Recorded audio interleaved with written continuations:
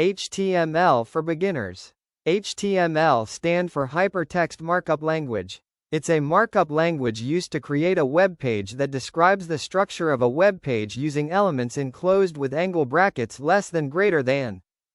Browsers such as Google Chrome, Firefox, Edge read HTML files and display them as visual web page with texts, images, video, audio, etc. HTML uses tags less than title greater than, and most of the tags comes in pairs, the opening and closing tags. E.g., the opening tag for paragraph is less than p greater than and the closing tag is less than p greater than. How does the internet work?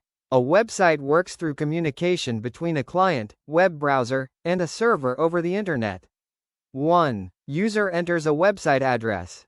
When you type a URL such as https://www.example.com into your browser, the browser needs to find the server that hosts the website. 2. DNS translates the domain name.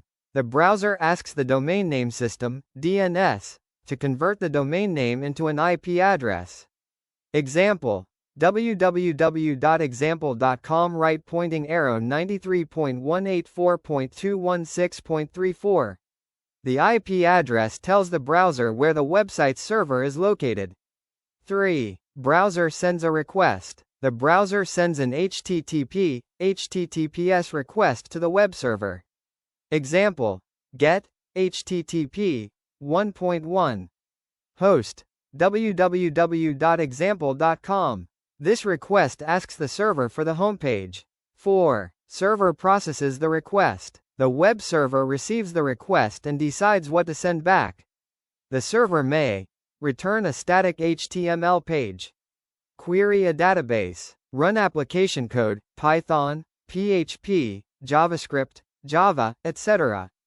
Generate content dynamically. For example, a Flask application written in Python might generate a web page based on data stored in a database. 5. Server sends a response. The server sends back files such as HTML, CSS, JavaScript, images, videos. 6. Browser renders the page. The browser interprets the files, HTML, defines the structure, less than h1 greater than hello world less than h1 greater than. CSS controls appearance, h1 color blue.